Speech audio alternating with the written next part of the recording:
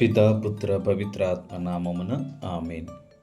క్రీస్తునందు యందు ప్రియ సహోదరి సహోదరులారా, ఈరోజు మనం జరుపుకుంటున్న క్రీస్తు శరీరక్తాల మహోత్సవం కార్పుస్ క్రీస్తి దివ్య సప్రసాదంపై మన విశ్వాసానికి గొప్ప సాక్ష్యం.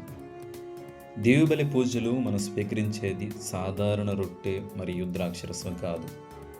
అవి నిజముగా యేసుక్రీస్తు యొక్క శరీరము మరియు రక్తమని శ్రీసభ విశ్వసిస్తుంది. అందుకు ఈ పండుగ దివ్య సప్రసాదంపై కృతజ్ఞత, ఆరాధన మరియు విశ్వాస ప్రకటన. ఈ మహోత్సవం మనకు 3 గొప్ప వరాలను గుర్తు చేస్తుంది: నిత్య జీవము, క్రీస్తుతో ఐక్యత మరియు పునరుత్థానం యొక్క నిరీక్షణ. యోహాను సువార్త 6వ అధ్యాయము 54వ వచనములో, నా శరీరమును భుజించి నా రక్తమును పానము చేయువాడు నిత్య జీవము పొందును, నేను అతనిని అంతిమ దినమున లేపుదును. ఈ వాక్యములో క్రీస్తు ప్రభు దివ్య సప్రసాదం యొక్క అత్యంత గొప్ప ఫలితాన్ని వెల్లడిస్తున్నారు. మనిషి ఈ భూమిపై ఎంతకాలము జీవించినా ఒకరోజు మరణించవలసినదే. అయితే మరణం అంతిమ గమ్యం కాదని, నిత్య జీవానికి ద్వారం మాత్రమేనని క్రీస్తు ప్రభు బోధిస్తున్నారు.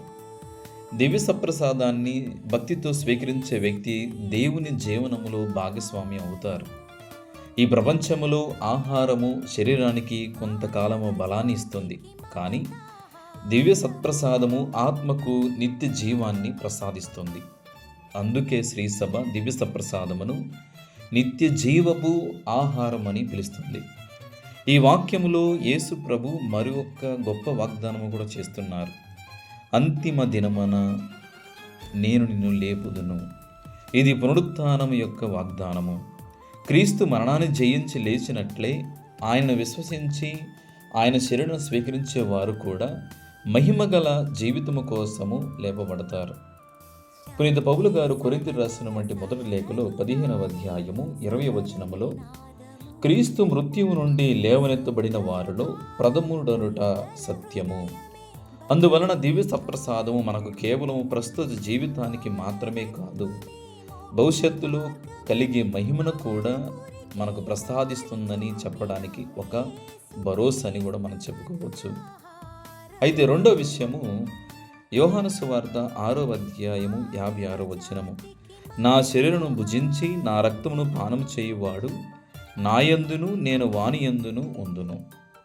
మన ఆధ్యాత్మిక జీవితంలో దివ్య సత్ప్రసాదమును స్వీకరించినప్పుడు మనం కేవలము యేసును జ్ఞాపకం చేసుకోవడం మాత్రమే కాదు, యేసు మనలో నివసిస్తున్నారు.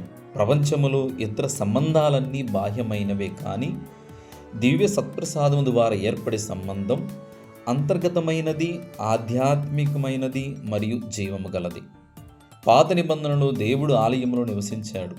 ప్రజలు దేవుని సన్నిధి కోసము యెరూషలేము ఆలయానికి వెళ్ళారు. కానీ క్రీస్తు ద్వారా పరిస్థితి మారుతూ ఉంటుంది.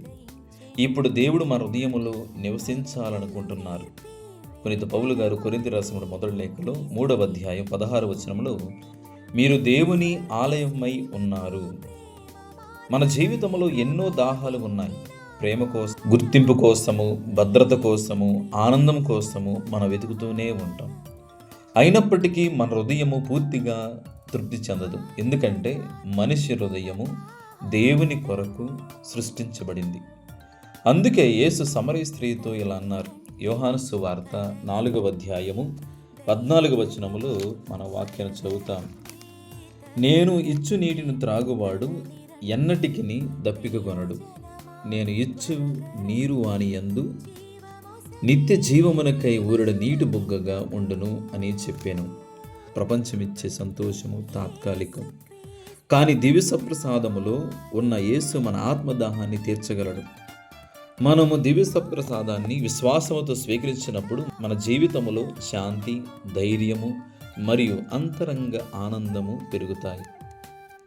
మూడవదిగా యోహాను సువార్త 6వ అధ్యాయము 57వ వచనము, జీవము గల తండ్రి నన్ను పంపెను, నేను తండ్రి మూలమున జీవించుచున్నాను, అట్లే నన్ను భుజించువాడు నా మూలమున జీవించును. దివ్య సత్ప్రసాదము కేవలం జీవాన్ని ఇవ్వటమే మాత్రమే కాదు, కానీ అది మన జీవితాన్ని మారుస్తూ ఉంటుంది. యేసు చెప్పిన ఈ మాటలు క్రైస్తవ జీవితానికి కేంద్ర బిందువు. ఒక క్రైస్తవుడు తన శక్తితో మాత్రమే జీవించడు, క్రీస్తు శక్తితో జీవిస్తారు. ఆయన మహిమ ద్వారా, ఆయన శక్తి ద్వారా మాత్రమే జీవిస్తారు. దివ్య సత్ప్రసాదం ద్వారా యేసు తన ప్రేమను, కృపను, బలాన్ని మనకు ప్రసాదిస్తున్నారు.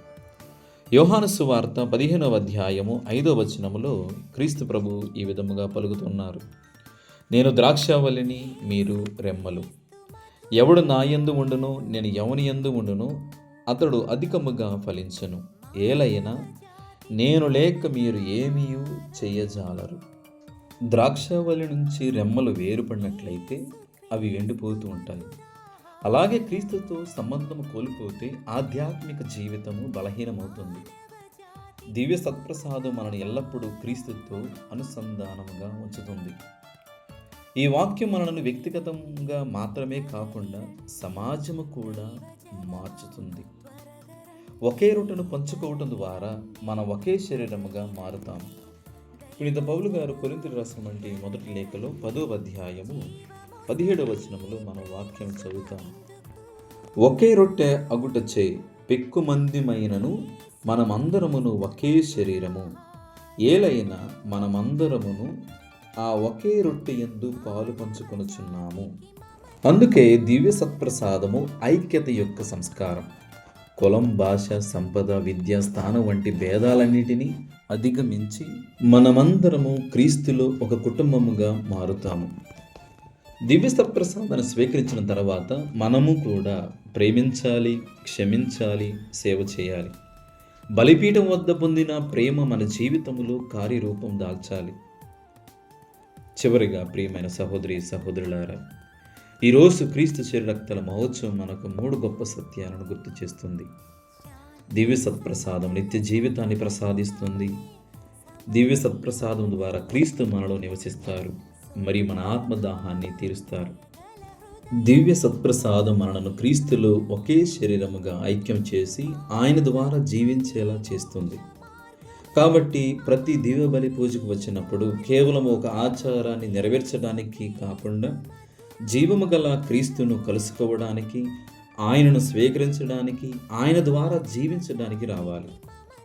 కాబట్టి మనందరము కూడా ఈ యొక్క భక్తి విశ్వాసముతో దేవ బలి పూజలో పాల్గొని దేవుని యొక్క అనుగ్రహాలు పొందుకోవడం కోసం మనం ప్రయత్నం చేద్దాం.